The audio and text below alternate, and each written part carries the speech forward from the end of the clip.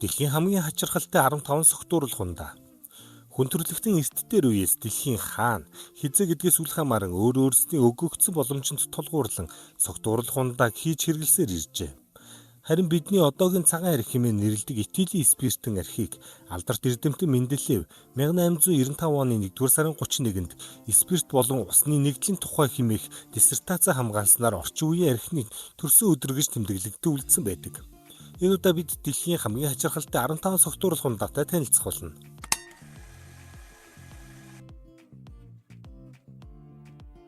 15. Амьтантай архинууд. Дэлхийн улс орнуудад согтууруулах ундааг зөвхөн үр тариа, жимсгэнээр хийхээс гадна төрөл бүрийн амьтад шингээж хийдэг олон зууны түүхтэй өвөрмөц уламжлалууд олноор оршдог. Үүний жишээ болох могоотой архи болон дөнгөж төрсөн хулгантай архины талаар бид дэлхийн хамгийн муухай 20 хоол хэмээх бичлэгэндээ дурдсан билээ. Үүнээс гадна дэлхийн хаасайгүй ийм төрлийн амьтад агуулсан архи түгээмэл байдаг ба жишээ нь Перу улсад мэлхийг ургамлын шүүстэй хольж дарсан Перугийн Виагра хэмээх архи, мөн Хятадын хилэнц болон шоргоолжтой архи, Мексикийн эрвээхэн авгалтайтай текила, Арктикийн бүс нутгийнхны цахлаатай архи гэх мэт. Эдгээр амьтантай архинууд нь зүгээр нэг бусдыг гайхшруулах гэх зорилготой бос харин соёл уламжлал, тухайн орны ардын уламжлалт ангаах ухаан мөн цаг уур болон итгэл үнэмшилтэй салшгүй холбоотой байдгаараа онцлог юм. 14. Everclear. Everclear нь Америкийн Luxco компани үйлдвэрлэдэг дэлхийд дээрх хамгийн өндөр градустай архи юм. 95% спирттэй агууламжтай ч яагаад спирт биш архи гэж үздэг вэ гэхээр 1968 онд Гинсийн номонд дэлхийн хамгийн хүчтэй согтууруулах ундаа хэмээх номинацаар бүртгэгдэж байсан түүхтэй. Энэ нь ямар нэгэн тусгай амт оруулагч өнгөнөргүй бөгөөд маш олон давхар шүүлтүүрээр шүүсэн цэвэр спирт шахуутал уухад хоолой түлхэх мэт маш хурц мэдрэмж төрүүлдэг байна. Everclear-ийг энгийн архи шиг шууд уух зорилттой бос харин коктейл болон ликер хийх, эмийн ургамал хандлах зэрэг бусад зүйл суур болгон ашиглах зорилгоор гаргадаг. Гэвч зарим хүмүүс үүний хэрэглээг мэдэхгүйгээр шууд хэрэглэн хоолой болон хотоодоо түлхэх, хүн дэлбэрийн хордлогонд орох зэрэг тохиолдлууд цөөнгөө гарч байсан учраас Канада болон Америкийн олон мужуудад хориглдог ба экспортлоход тавигдах хууль эрх зүйн болон аюулгүй байдлын хязгаарлалтаас шалтгаалж албан ёсоор экспортод гаргадаггүй гин. 13. Peach-2 шар айраг. Африкийн зарим өмгийнхэн Peach-2 хэмээх шар айргийг уламжлалт гар аргаар эсгэж гаргадаг ба найрлаганд нь цагаан арбай болон эрдэн шиш мөн кассава, банан болон зэрлэг ургамлын үндэс зэрэг маш олон орц найрлагаар хийж болдог байна. Дээрх орцоос болон эсрэг үйл явцаас шалтгаалсан шар айраганд шимэгч хорхоо үрждэг ба өнгөн тунгалаг бус тундастай харагддаг тул олон улсад үүнийг Afrique beer буюу бүлэг гартай шар айраг гэж нэрлэдэг байна. Peach-2 шар айргийг амсаж үзсэн хүмүүс хэлэхдээ үүнийг уусны дараа дэлхий дээр байж боломгүй олон янзын өнгөнүүдэнд харагддаг гэжээ. 12. Goldwasser. Германы өвөрмөц бөгөөд тансаг согтууруулах ундаа болох Goldwasser буюу алтан ус нь дэлхийн хамгийн содон ликеруудын нэг юм. Энэхүү гайхалтай ундааг анх 1598 онд Дарс бүтээгч Ambrosius Vegrio бүтээжээ. Энэхүү ликерийг хийх шалтгаан нь 16 дугаар зууны үед Европт алхимчид алтан хүний биеийг залуужуулах, дархлааг сайжруулах, зүрх судасны үйл ажиллагааг дэмжих зэрэг ангаах шиттэй гэж итгэдэг байснаас үүдэн хийгдэж эхэлсэн байдаг. Цаг хугацааны явцад Европ даяар маш хурдан алдаршиж, Оросын хатан хаан 2 дугаар Екатерина болон хааны ордныхын ширээнийхээ хүндэт зоогонд хэрэгэлдэг байсан түүхтэй. Goldwasser-ийн хамгийн гол гайхамшиг нь савндаа хөвж байдаг 22-оос 23 каратын цэвэр алтны маш нэмгэн ялтсууд юм. Энэ нь ямар нэгэн хор нөлөөгүй ба ликерт үлэмж тансаг өнгө үзэмж нэмдэг байна. Уг ликер нь ойролцоогоор 40% градустай бөгөөд гойнд лаванда, самар, цирус жимсний хальс зэрэг 20 гаруй төрлийн ургамал амтлагчийн баялаг хандаар хийгддэг ба эдгээр ургамлуудаас хамааран уусан хүмүүсийн гидс өвдөх, харшлах зэрэг үйлчилгээ үзүүлдэг байсан бөгөөд 16 дугаар зуунд ийм сөрөг үр дагавар үзүүлж байгаа дээд зиндааны хүмүүсийг алт тохирдоггүй, хуурамч дээд зиндааны хүн гих мэтэр үзэх нь илбэг байжээ. Өнөөдөр ч гэсэн энэхүү уламжлалт ликерийг худалдаалдаг ба зах зээл дээр градус, орц найрлах, брэнд зэрэгээс хамаарч 100-аас 300 долларын үнэтэй байдаг. 11. Ayahuasca. Амазоны уугуул омгийнхэн зан үйл болон эмчилгээнд хэрэгэлдэг хүчтэй хий үзэгдэл харуулдаг урамлын хандтай архи байдаг ба үүнийг Ayahuasca гэж нэрлэдэг. Энэхүү архины гол орцонд Бааны стереопсис болон сайкотрия гэх сэтгцэд нөлөөлөх бодис агуулсан хоёр өөр ургамлыг хольж чанах замаар бэлтгэдэг байна. Энэхүү архины хамгийн гол нөлөө нь хүний ухамсарт гүнзгий нөлөөлж маш хүчтэй хий үзэгдэл харуулах явдал ба уламжлалт ёсоор үүнийг шаман буюу бөөгөн удирдлага доор тусгай зан үйлийн хүрээнд хэрэгэлдэг байсан бөгөөд хүний сэтгэл санааны болон сүнсний гүн шарахыг эдгэдэг гэж үздэг.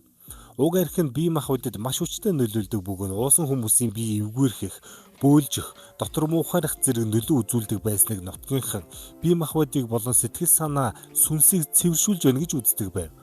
Орчин үед ч гэсэн энэхүү уламжлалт архийг сонирхогчид боломжуулчид Амазоны овгуудыг зорин очиж туршиж үзэх нь байдаг бөгөөд дэлхийд дахинд сэтгэл зүйн эмчилгээний зорилгоор судлагдж байгаа билээ.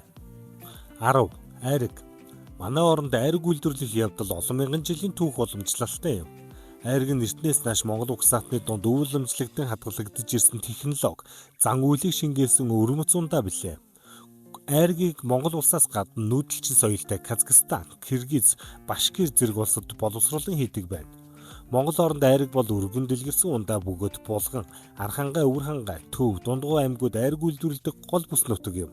Айргийг 100 намрын улиралд хийдэг уламжлалтай боловч гүүг нэмэгдэл тэжээлээр тэжээс нөхцөлд жил тойрон сааж айраг эсгэж болдог болсон билээ. Гүүний айраг бол манай хүн ардын 100 цагт өдөр тутмын хэрэгцээд хүнсний чухал зүйл болохоос гадна эмчилгээ сувилгааны чанартай бүтээгдэхүүн болдог. Ер нь надун сүрэг, сүрье, бруцеллез, дэлэнгийн үрүүлсэл зэрэг бусад төрлийн малд өргөн тохиолддог өвчнөр өвчлөгдөггүй учраас сүү шимэн энэ талаар харьцангуй цэвэр гэж үзэж болох юм.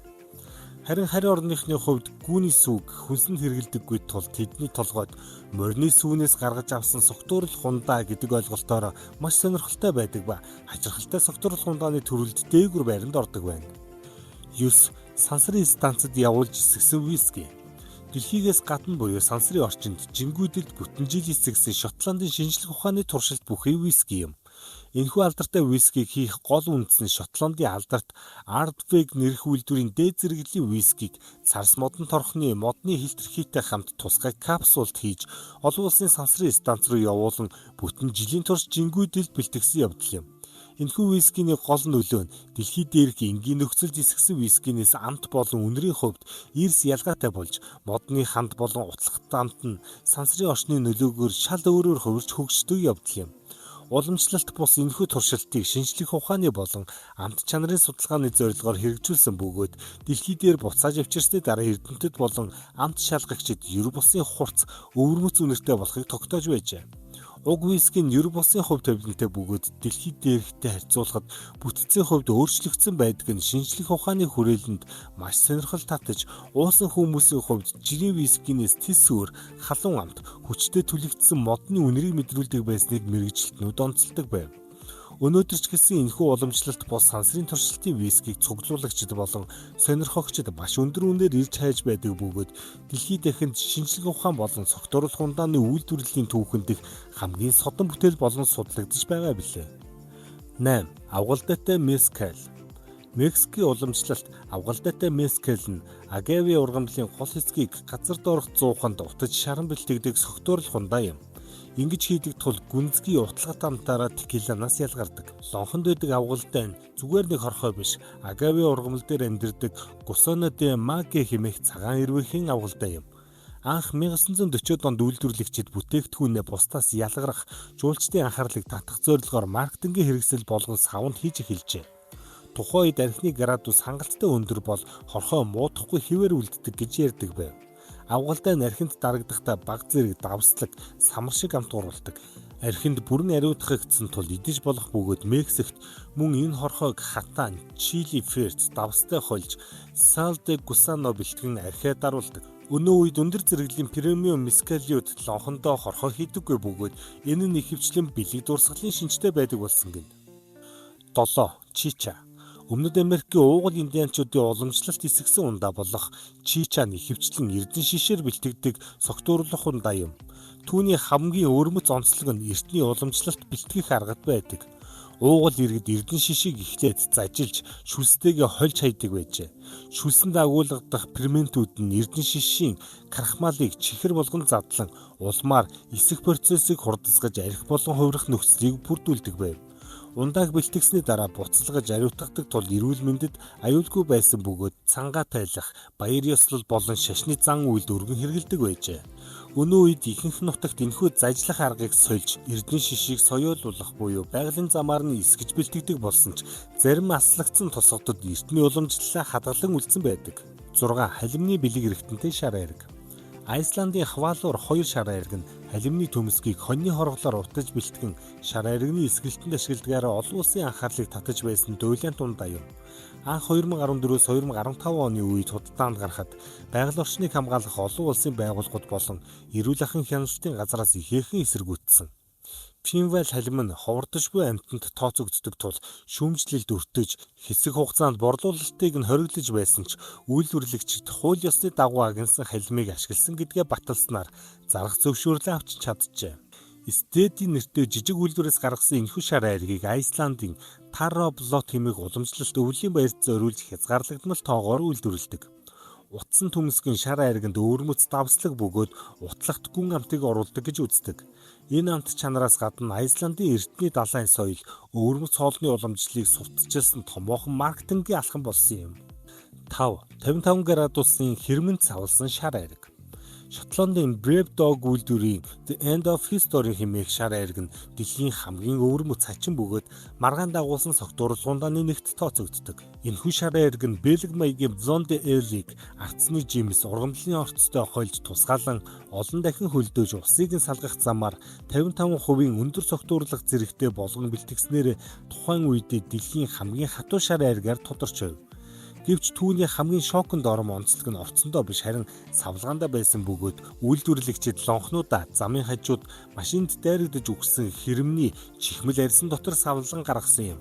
Философч Фрэнсис Фукуямагийн алдартай бүтээлээс сэтвэлэн нэрлсэн энэхүү бүтээгдэхүүн нь шар айрагны хатуулгын өрсөлдөөнд цэг тавьж түүхийг төгсгөж байна гэх санааг илэрхийлж байсан бөгөөд анх 2010 онд ердөө 12 ширхэг үйлдвэрлэгдэж нэг бүрэн 500 гаруй фаундаар зарагдаж байв. Амьтны эрхийг хамгаалагчдаас асар том шүүмжлэл дагуулсан жинхэнэ дуйлаанд савлгаан Brave Dog брендийг дэлхийн дахинд богино хугацаанд таниулж цуглуулагчдын дунд асар өндөр үнэнд хүрэхэд үндэс болсон юм. 4. Хүний хуруутай виски. Канадын Юкон мужийн Dawson City хотод байрлах Downtown хөвтөлийн Sour Salon гэх пабд зарагддаг Sour Toy коктейл буюу хүний хуруутай вискийн дэлхийн хамгийн хачин бөгөөд зориг шаардсан аялал жуулчлалын уламжлалуудын нэг юм. Энэхүү ундааны гол онцлог нь хундахтай виски эсвэл хатуу согтуурлах хундаа руу жинхэнэ давсал шатаас хүний хөлийн хурууг хийж өгдөгт оршино. Уг түүх нь 1920-ад оны спиртний контрабандаар тээвэрлэгддэг байсан ах トゥ лекруудаас ихтэй бөгөөд тэдний нэг нь хөлдөөж тасалсан хурууга спирттэй шилдэнд хадгалсныг хожим 1973 онд Дик Стивенсон хэмээх ахмад далайчин олж найзуудтайгаа сорж ууснаар энэхүү өвөрмөц уламжлал эхэлжээ. Уг коктейлийг уухдаа заавал баримтлах нэг хатуу дүрэн байдаг нь хурданчуу, удаанчуу гэхдээ уруулчин заавал хүрх ёстой гих зарчим бөгөөд хурууг санамсартай болон санамсаргүйгээр залгивал их хэмжээний мөнгөнд торгуулногдуулдаг байна. Пабынхан ашиглаж буй хуруунуудаа эцдийнх нь хандив болон ослоос үлдсэн хуруунуудаар үе үе шинчилж давсанд хадгалан ариутгадаг бөгөөд одоогийн байдлаар дэлхийн өнцөг булан бүрээс ирсэн 100,000 гаруй аялагч уг сорилтыг даван тусгай клубт гишүүнээр илсэд байна. 3. Чанга. Африкийн Кен зэрэг ядуу буурай бүс нутагт гар аргаар ямар ч хяналтгүй нэрдэг чанга гэх архин дэлхийн хамгийн аюултай согтуурлах ундааны нэгт тооцогддог. Уг ундааг ихэвчлэн сорго, эрдэн шиш эсвэл зарам ашиглан эсгэж бэлтгэдэг бөгөөд чанга гэх нэр нь намайг хурдан алаач гэсэн утгатай нутгийн аюулгаас гаралтай. Энэхүү архины хамгийн аюултай тал нь үйлдвэрлэгчид согтууруулах ундааны чанарыг нь богино хугацаанд огцом өсгөх, амтыг нь чангаруулах зорилгоор аккумуляторын хүчил, замын битум, онгоцны түлш бүр зэврэлтээс хамгаалах химийн бодис хүртэл нэмж холдогт оршдог. Ариун цэврийн шаардлага хангаагүй бохир орчинд нэрдэг ба дээрээс нь химийн хорт бодисоор баяжуулсан тул уг ундааг хэрэглэсэн хүмүүс сохорч хараагаа алдах, дотор эргэтэн ажиллагаагүй болох, цаашлаад амнасаа алдах тохиолдол маш их гардаг. Уг нь Кенийн засгийн газраас 2010 онд стандартын дагуу үйлдвэрлэхийг зөвшөөрч хуульчилсан ч ядуурлэгтэйгээс үүдэлтэйгээр аюултай хорт бодис холилсон хууль бус чангааг нууцаар нэрж хэрэглэсээр л байгаа юм. 2. Гилфиний гэр бүлийн виски. Британийн дизайнер бөгөөд бие урлаач Джеймс Гиллфин 2010 онд судалж бүтээсэн Гиллфины гэр бүлийн виски хэмээх сонин концепт виски ангаах ухаан болон хоол хүнсний үйлдвэрийн зааг дээр хийгдсэн дэлхийн хамгийн сонин туршилтуудын нэг юм. Тэрээр тухайн үед чихрийн шижинтэй өндөр настай хүмүүсийн шээсийг цуглуулж түүнд агуулгадах их хэмжээний глюкозыг усжуулалт болон тусгай цэвэршүүлэх шүүлтүүрийн тусламжтайгаар ялган авч байв. Чихрийн шижин өвчний үед инсулины дутагдлаас болж цус болон шээсэнд сахар маш өндөр хэмжээгээр хоригдлогддог бөгөөд Гиллфин энэхүү байгалийн цугларсан сахарыг уламжлалт 10 эсгэлтэнд шаардлагатай чихрийн их үүсвэр болгон ашигласан нь энэ байлаа. Ялган авсан сахараар соёолжоо баяжуулж вискиний айрыг эсгэн улмаар уламжлалт аргаар нэрж царс торхонд даран бэлэн болгосон виски бүрээ шээ сандвилсэн ахмад наснуудын овг нэрээр буюу Гиллфины гэр бүлийн виски хэмээн хаяглаж байв.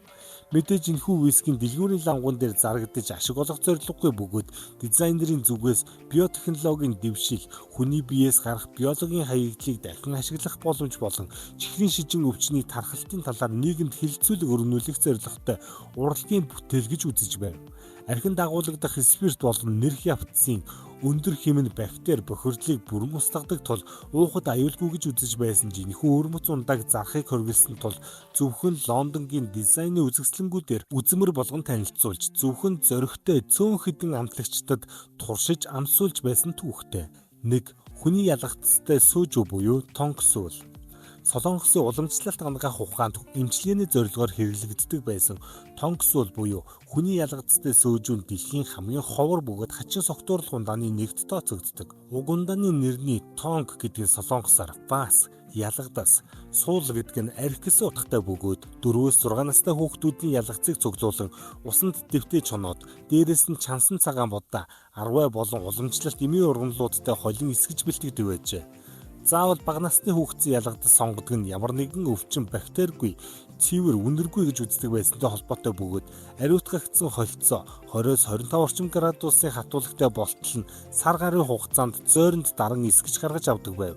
Солонгосчууд эрт цагт энэхүү ундааг ясны хугарал, бэртэл гэмтэл, таталт болон биеийн хүнд өвдөлтийг ангаах, дотор эргэтнийг ариутгах зэргээр хэрэглэж байжээ.